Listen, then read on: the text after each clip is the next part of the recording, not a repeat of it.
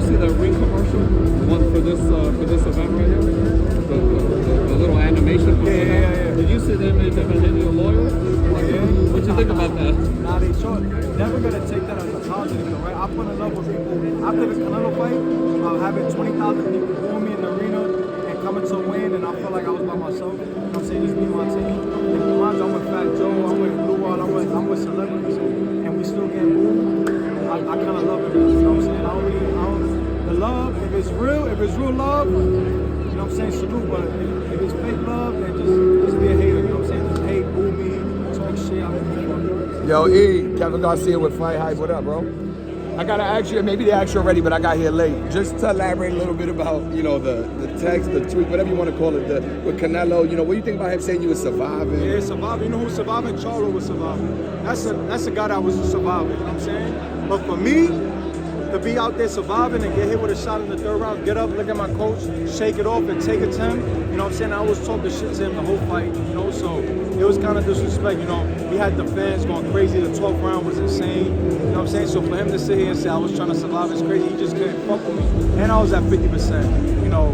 You can ask Vada, you can ask, what's the lady's name for Vada? What's her name, the president? You can ask her, you know what I'm saying? I was taking cortisone shots and all that shit for that fight, you know, for my arm, so, you know, when it's all said and done, I already fought him at 50%. I never used it as an excuse or nothing. I went in there and I performed, you know, but I think that we got to run that back, you know. I think right now I got to focus on July 12th, you know, whoever we up against, they say Shiraz, so, you know, if it's him, we knock him down. I want to fight Munguia, I want to knock Munguia the fuck out, and then we go on all together. So let me ask you a question really quick, E. With the boxing voice, how you doing, Edgar? You and Devin seem to get unwanted animosity. Like, how does that work for you? Most hated. Yeah. How does hate like that? More money, man. As long as you perform, you know, as long as Devin goes out there tomorrow and shuts down Ramirez, he's gonna become a triple superstar. You know what I'm saying? Like his stardom is gonna go to another level. You gotta understand when people love you, yeah, you become a star, but it's the hate. Look at Floyd. You know, Floyd was one of the most hated fighters. You know, when I was growing up, my whole household hated Floyd. I was the only one that loved him. But now that I'm in his shoes and I'm noticing like, yo, I feel like everybody hates me. I feel like on social media everybody hates me. Because in person, nobody gonna talk shit. But where do you think it comes from though? Because I know that when I interview every boxer, there is a level of wanted admiration. You want to be able to go into a place and everybody love you. But you and Devin seem to... I don't. Now, after that Canelo fight and having 20,000 Mexicans boo me, I could go right now to London and fight a guy for the town there with 100,000 people. I'm gonna give a fuck. I got comfortable with people hating on me, you know what I'm saying? I love it now, you know, I look good, I'm fly, you know what I'm saying? I knock niggas out, so I'm saying. All right, thanks a lot. Talk to us about this turkey deal that you got. You got a turkey deal.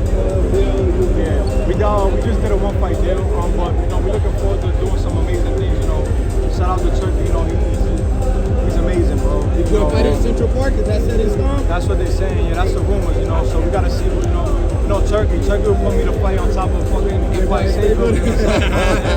So I don't know. I'm just getting ready. You know, I'm just locked in right now. You know, I came out here to support the fighters. You know, the whole card. I think this is amazing. This is history. You know what I'm saying? So I'm happy. Hey, Edgar, let me ask you a question. Cause talk about the Turkey deal. What do you think it says that, like, you know, yourself, Shakur is rumored to be moving on and maybe doing something independently, Lou DiBella, but it seems like he's working with Turkey. What do you think it says about Turkey and his ability to, you know, come in? And now it seems like not only was he working with the promotion and their fighters, but he's working directly with the fighters now. Say it again. Sorry. Nah, you good. So basically, I'm just saying, like, you know, essentially, Turkey's now working with fighters directly, fighters that were signed to promotions he worked with. You know, is there? What do you think about that? And you know, why was it that you were able to make a deal with Turkey directly and maybe not go back to the promotion? Listen, people laughed at me because I was fighting a co-main event, right? Not knowing that we had this all set up. You know what I'm saying? We had everything set up. Every move I make is a power move. People don't understand that. I took that co-main event. Max Schumer wanted to put me co-main event. They didn't want to give me a main event in Puerto Rico. In March, when we had the day March 8th, I was supposed to fight main event at the Choli Sale, 18,000 people. I had the whole Puerto Rico already focused on that day. You know, fast forward, look where we are now, you know what I'm saying? So every move we make is a power move, you know what I'm saying? And now we're building a strong relationship with Turkey.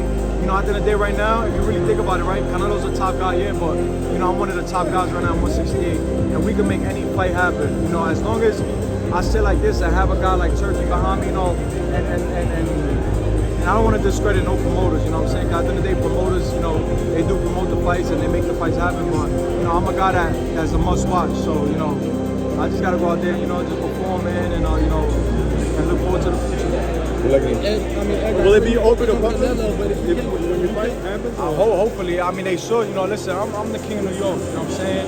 I've done a lot of good things over here. You know, and right now I feel like it's my time.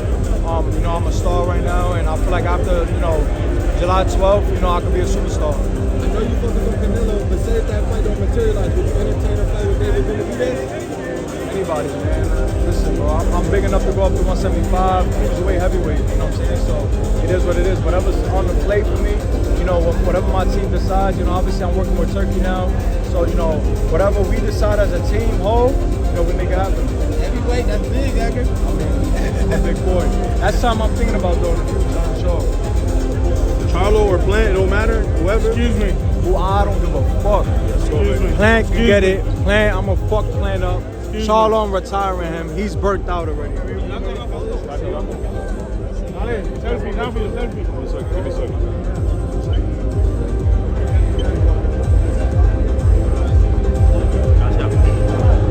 Opa. Onda, ¿qué tal? ¿Cómo estás? Me mandaron a preguntar de las casacas si ya te llegaron los alfajores.